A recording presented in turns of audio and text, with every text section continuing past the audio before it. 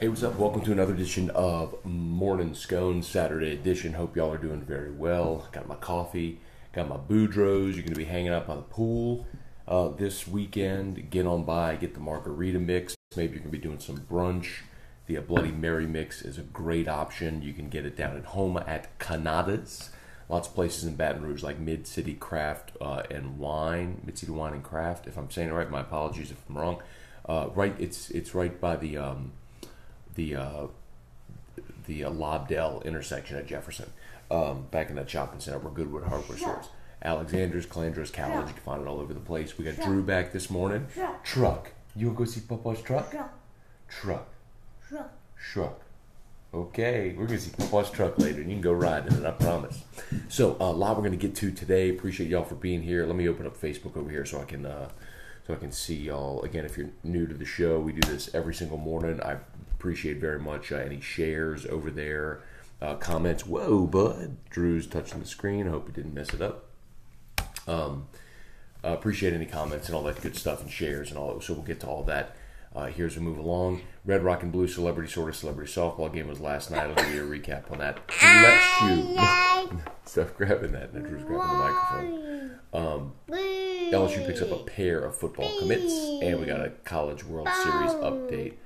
What you talking about over there, buddy? Drew is going through some speech therapy for all of you early this morning. So, all right, let's see. Give you some shout outs. Vance McBroom, good morning. Scott Bork or Borke, good morning. Mark Bayard, good morning. Craig Schilling, good morning. Nick Torina. Gordy Carl, what's up, everybody? Good to see y'all this morning. All right, so we'll start with that. We'll start with the Red, Rock, and Blue Celebrity, Sorta-Celebrity softball game. And Nick, and I told Beth this after the game as well, like I wanted to draft her, but Jock swiped her from underneath me because he had first pick of the ladies, which you could understand. The way we draft is we draft all the guys first, then all the ladies first, and he had first pick of guys, so he got Jason Williams, he got Beth, so there's nothing I can do about it. But we'll rectify this next year. So yeah, blue team, my team was going to lose the Red, Rock, and Blue game yesterday. It was devastating. We lost 19-13. Had a lead 5-0 in the first. We went up 5-2. We went up 8-2. But when we hit as happens, we hit the lull of our lineup. What really was our undoing, a couple of things. We made defensive substitutions without my knowledge, and that's on me. And Jock's team put up the max you could score in an inning was 7 runs, and that's when they rallied to tie us. And then take a lead was when they put up a 7 spot. Well, we had our defensive subs in, which we shouldn't have done. There were a few other things. I think there was a really questionable call at first base where we would have had the bases loaded with Blair Barbier coming up. Instead, we were out of the inning, so that was really disappointing as well. And I think we also have to call into question some of the tactics of the red team, of Jacques' team. Texting Austin Bain, telling him he can't get hits in the ball game. I think Jacques was really worried about it, about losing again.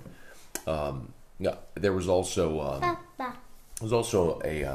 unfortunate incident where the red team had a juiced bat that they were using, and at one point Terrio noticed it, went over and said, "Hey, all right, we're going to use that for our inning," and we were told we couldn't. So, I could just file this game under protest, but we'll be a good sport about it and recognize it will come back.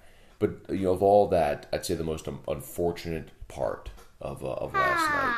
Hi, baby. I love you. Mall. More what, sweetheart? Mall. More mall? Elevator? We'll go to the mall and ride the elevator. He loves the glass elevator at the mall.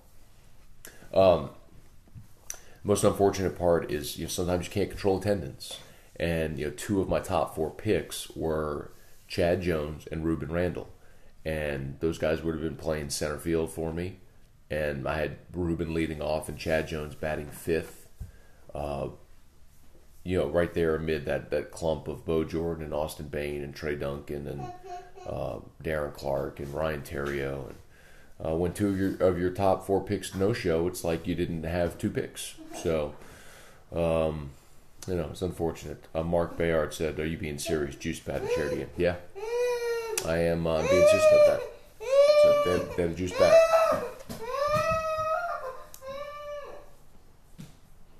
Drew went from happy talking to fussing a little bit. So, anyway, hey Ray, good morning from down there in Orlando.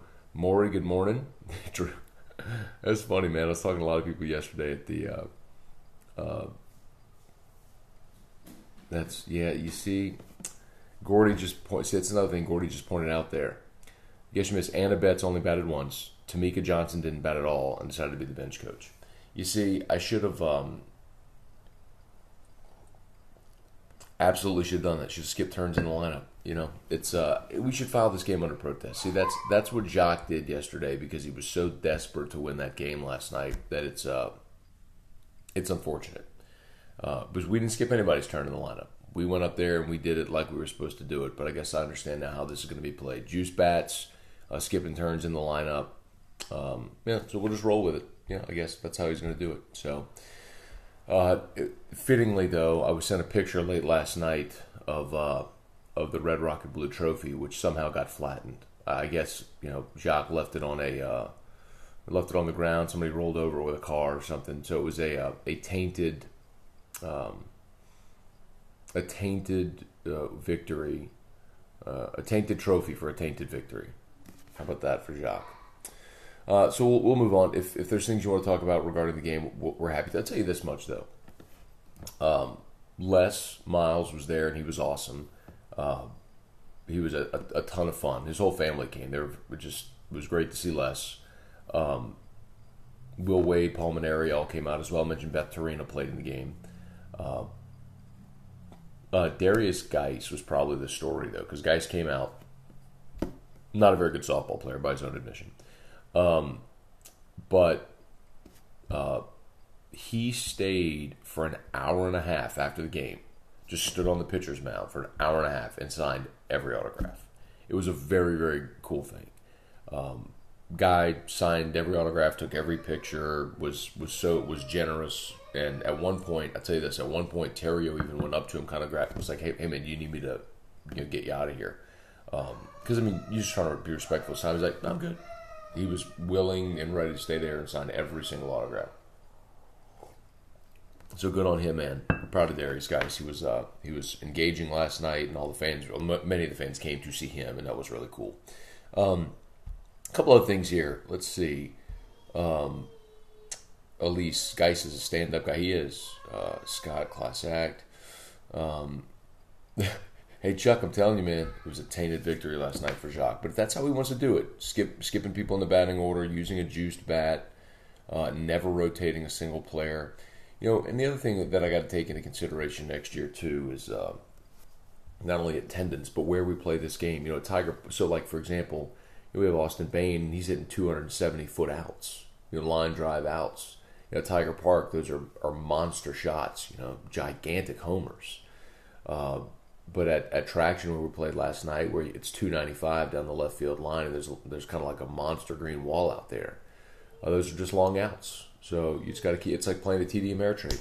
You just got to keep in mind the park and build your team for the park. They had Jacob Hester, who hit a couple of balls in the gap, and he's fast enough to hit in the park home runs. So same with Danny Johnson, former defensive back from Southern, who's now in the NFL. Same thing, a couple of balls in the gap, and then he just legged out homers. So. Where we had sluggers trying to muscle the ball out of the yard, and it's just really tough to do in that place. So we'll keep that in mind. We'll keep in mind, and we'll get better from it. We'll get better from it. Next year it'll be a new day. Josh Long, were any PEDs involved in? No, it wasn't PEDs. It was more Pete Rose. It was more just cheating the game what they did. So, but if that's how they want to do it. And I understand that's how the game's going to be played, then that's how we'll play the game next year. That's how we'll play the game next year. Pete, good morning. How are you? Kip, good morning. How are you? Craig, no, we will not bunt. We'll never bunt. Ever. All right, a couple of notes. LSU football got a couple of commits yesterday. Got a quarterback commit from Peter Parrish and a JUCO tight end named T.K. McClendon committed. Parrish is a high 4-star. 6'1", 198.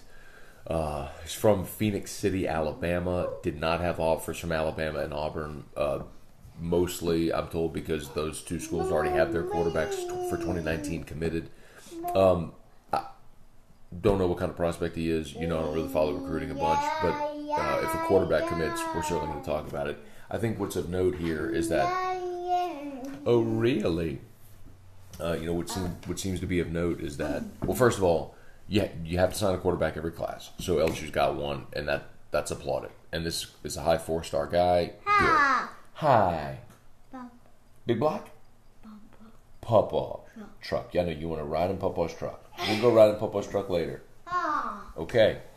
The one thing, we talked about this a little on AFR yesterday, if you heard it. The one thing that concerns me, it seemed like Burrow, Brennan, they were recruiting Grant Gunnell for this class who committed to Arizona.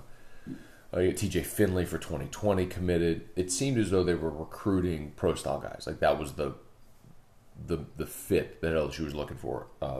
Parrish is a dual-threat guy. So they're breaking from that a little bit. But I guess if you're just going to get the best guy you can, you build an offense to fit him, you do that. But it feels like that's...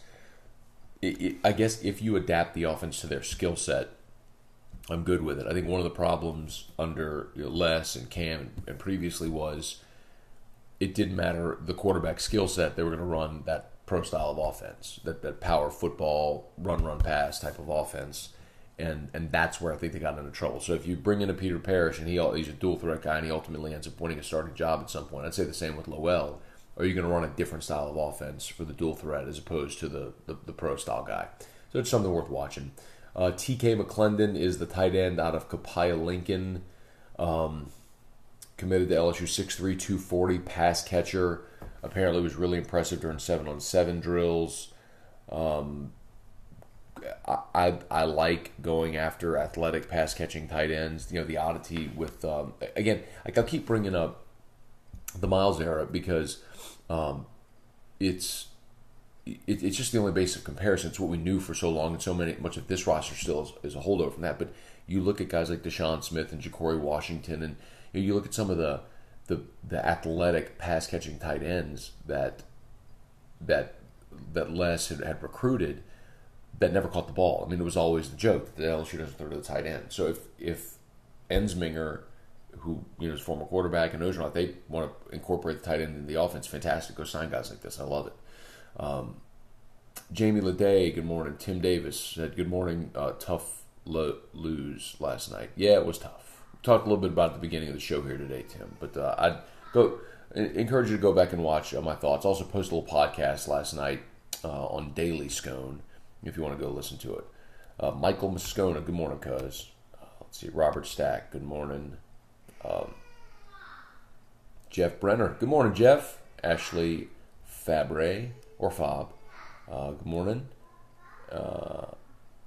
And Ryan Broussard, good morning. Appreciate y'all for being here. Let's see. All right, one other quick note. I'll get some of your questions if y'all want to fire away. Well, all right, I'll get to that first. Ray said, do you see this coaching staff able and willing to change styles to talent? Yeah, and the reason why, Ray, is because I feel like and again, we're not able to see practice. I feel like they're doing it for Lowell and Narcisse right now, where they have a different set of packages and style of an offense for Lowell as compared to what they have for Burrow and for Brennan and McMillan by that extension. So yeah, I do think that they can incorporate pieces of the offense that would suit a dual threat quarterback. I do. I think they'd be more willing to be flexible with that. Ryan Broussard said, game was awesome last night. Kids had fun. It's always fun. In all seriousness, I mean, we're talking about the game, and some of that's true. Like, Annabette's not batting only once, and Tamika Johnson not batting at all, and I'm skipping people in the order and using juice bats. And I mean, all that happened. We were going to go play it straight up. But anyway, it was fun. And kudos to Jacques, who does all that work himself, doesn't have any paid staff or anything. Jacques does all that work, and he gets people to volunteer, and he goes out there and helps raise money for Louisiana Military Charity. So it was an awesome thing. It really is a great event to be a part of. I don't like losing when people cheat. That's all. I'll keep a straight face through it, I promise. One more note here: Florida out of the College World Series. Arkansas beat them last night, 5-2. Also, Oregon State blasted Mississippi State 12-2. The Mississippi State thing, it's a really good story, and I'd like to see them beat Oregon State. But realistically, Mississippi State's not a very good team this year. They're okay, but they were 12-15 in the conference going into the final weekend. They swept Florida to get into the tournament just because Florida rested their whole rotation. I think you look realistically at what Mississippi State is, and they're a decent team that's gotten hot, but Oregon State is a great team, and they're overcoming deficiencies and a bad start from Luke Heimlich in their opener, which put them in the losers bracket, but they're just cruising since, and my guess is that Oregon State's going to blast Mississippi State again today, and you'll see an Oregon State-Arkansas final, which creates a lot of anxiety if you're an LSU fan because, man, you really don't like Oregon State after they bounced you, and that's just not a very likable team. And then Arkansas is in your division. Do you really want to see a team in your division win a national title? Probably not. But it's probably what we're going to see. And something I will point out, and I'll give myself when the College World Series started, I said I thought Arkansas had a chance to win it, but the key was Isaiah Campbell. And LSU saw Isaiah Campbell in the SEC tournament on that Saturday against Zach Hess, and you could tell he's got big league stuff. It was a matter of harnessing it.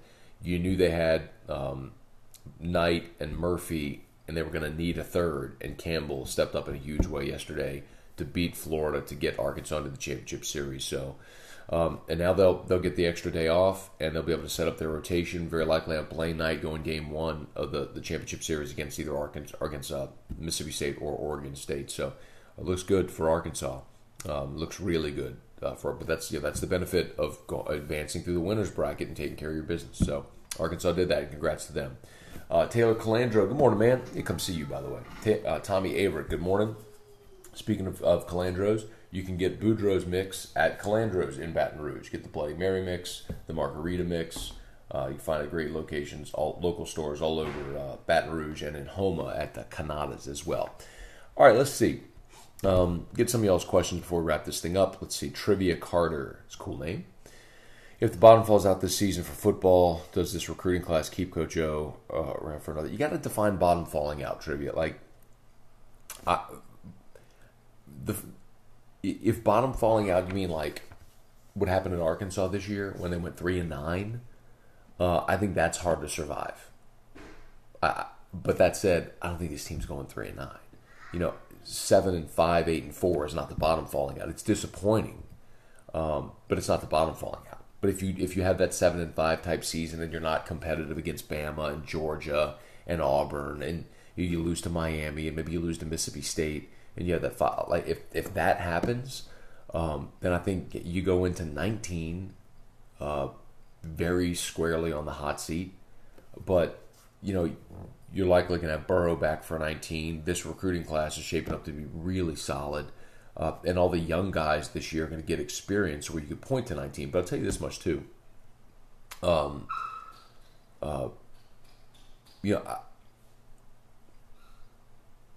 Phil Steele, if y'all missed it, Phil Steele was on AFR earlier this week. And the interesting thing he said was, to me, about LSU. So he rates 8 position groups. Said LSU was top 25 rated in 6 of the 8 position groups. But there were 129 overall in the country in experience. There were only 2 teams that had less returning experience than LSU. So you got talent. Essentially, you got talent. You got no experience, and no experience against that schedule is why odds makers are put LSU 7.5 over under. So. And that's it. Look, Michael just said as long as we continue to beat A&M, telling you, man, and that's going to be a tough game because of where it falls on the schedule. I think A&M this year, by extension, when I was talking to Phil, he was talking about A&M, and A&M was one of the most experienced teams in the country this year coming back. So you can look at A&M and say that's probably a team with a new coach from week 1 to week 12 is going to get much better. So having to go there week 12, they're probably getting better over the course of the year. That could end up being a tricky spot in College Station in the last week of the season. Let's see, Tony, recruiting rankings are great, but wins are what matters. just win the SEC West before we jump up and down about recruiting rankings. I'm with you, but I think most people understand that that's not a realistic scenario this year for LSU. So it's get experience, be really competitive, win as many games as you can, and that's about it. I mean, nobody's beating Alabama this year. I keep referencing this Phil Steele interview. It was really good. I'd recommend you go listen to it. His estimate was that Bama was going to be a double-digit favorite in every game this year. I mean, nobody's beating them. So, anyway. Let's see. Get to a couple more. Joey Gibson, good morning. Let's see. Who's going to get to any more y'all might have? Otherwise, we'll wrap this up. Someone asked who was can a freshman start at halfback? Sure, Trap. I wouldn't be surprised. People seem really high on the kid they have coming in and say runs like Marshawn Lynch. But I'd also say Clyde Edwards-Helaire was probably the best running back coming out of spring. So I think he gets the first crack at it. There was one more. It said Brian said, who do you think was the best overall athlete who played last night? It's such a tough question, but I'll tell you what, man. Danny Johnson was probably the surprise of the game. Danny Johnson and Will Clapp. This was a great unknown. Will Clapp played third base for the red team, for Jacques' team, and was a vacuum cleaner. He sucked up every ball and made accurate throws to first. Like, you just couldn't hit it to third. I mean, he sucked up everything at third base. That was a surprise. But Danny Johnson, man, amazing speed. He just stroked it into the gap and then leg out an inside the park home run. He caught everything in the outfield. I'd say probably Danny Johnson was to me the biggest surprise about just how much he impacted that game. So y'all probably gonna go ahead and wrap this up, man. Get y'all back to your Saturday. I'll go do the same. Finish my coffee. Run a few. Oh yeah. Oh, Ryan Broussard said Bo Jordan. Chris Kerr. Yeah, that's who it was. Thank you, Meredith. But Bo Jordan. Man, he put him in left, and of course he caught everything. I mean, he's just out of playing college baseball. In the first inning, we hit two bombs. We bat first. We hit two bombs. We're 5-0. In the bottom of the first, like Jason Williams hits a ball to left, like deep left. And that's where it's 295 down the line. And Bo Jordan goes and makes a catch, jumping up against the wall. And I'm going, this is going to be a good night. After how that played out. But, then red team started skipping turns of their weaker hitters and using juiced bats and all that stuff. So, yeah, it's unfortunate Jock felt he had to win that way. But, I'll remember that for next year. I'll remember it for next year. All right, that's going to do it for us. Y'all have a great Saturday. Check out Boudreaux. Check them out on all their social media if you don't yet. Facebook, Instagram, Twitter. Give them a shout-out. Thank them for sponsoring Morning Scone so we can do this every morning for you. And y'all have a great weekend, and we'll see you tomorrow on Morning Scone.